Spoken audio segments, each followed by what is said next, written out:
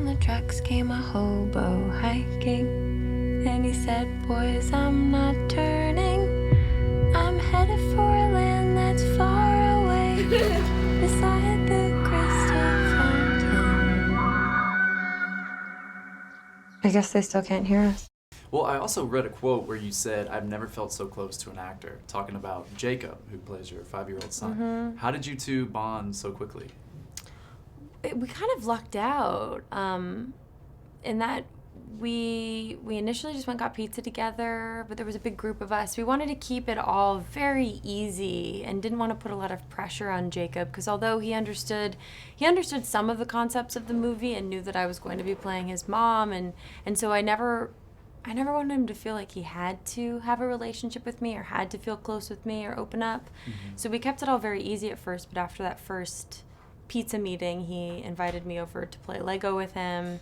And once he found out that I knew a bit about Ninja Turtles and about Star Wars, we had these sort of common things that we could talk about. You were in. I was in. Yeah. And then every day we would go to the production office and we'd start our day by building the toys that you see in room. And that was a great way for us to work together and use our imaginations together. And then Lenny would take us in room and we would get to play. We'd get to run around. We would play with some of the toys that we had built. We built our own board and pieces for checkers, and I taught him how to play checkers.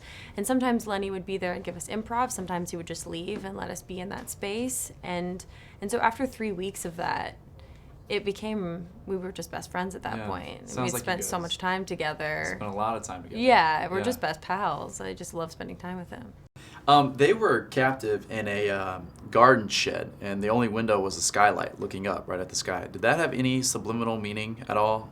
And if so, did it have it's funny, the case that inspired it was a case from Austria, the Fritzl case, where they were literally in a dungeon, a windowless, dark space, and I couldn't bear that. And I thought, okay, I'm going to set it above ground and give them natural light, because I want this to be a story without lots of additional horrors. I don't want anyone beating or molesting the child, for instance. I want to see if you take away freedom, but you have love and, vitamins and enough food, could you be okay in a situation like that? So in a way, I imagined the little shed as, obviously horribly small and limited, but with a window on the sky, and I always picture that mother and child in their little kind of shaft of sunlight, managing to get some fun and pleasure and learning out of every day. And also for the character of Jack, he has this very unusual picture of what the world is that his mother has created, so that he doesn't have to spend his childhood going, I'm missing out on all these great things. So she tells him from the time he can understand that this is the whole world, that room is the whole world. What he sees through the skylight, which is blue or grey, is space. And the TV channels that they get, these are other planets, TV planets. And kids would believe anything. Yeah, absolutely.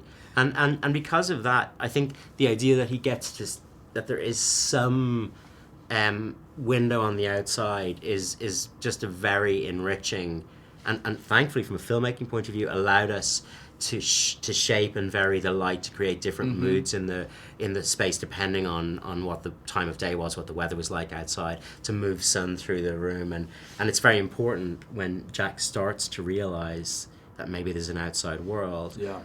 That relationship is of the light to him is very important. And what inspired you to write this story? Parenthood, really. I mean, I found that it's the experience of my life which has shaken me up most, and becoming a mother to two kids who were 4 and 1 at the point when I got the idea for Room. I just found that it changed me, it shook me, it broke me, it remade me, And when Lenny approached me to make the film, we've been talking about our kids ever since. I think both of us have felt utterly changed and tenderized by the experience of raising kids. Well, Bree said that she had never felt so close to another actor before, talking about you. How did you guys bond so close and so quickly? My mom decided that she should come over and, she should come over and play to get to know each other if we have stuff in common. So we did that, and now we're very close best friends because of that. Oh, that's great. I'm headed for a land that's Thanks for saving our little girl. beside the crystal fountain. You're gonna love it. What? The world.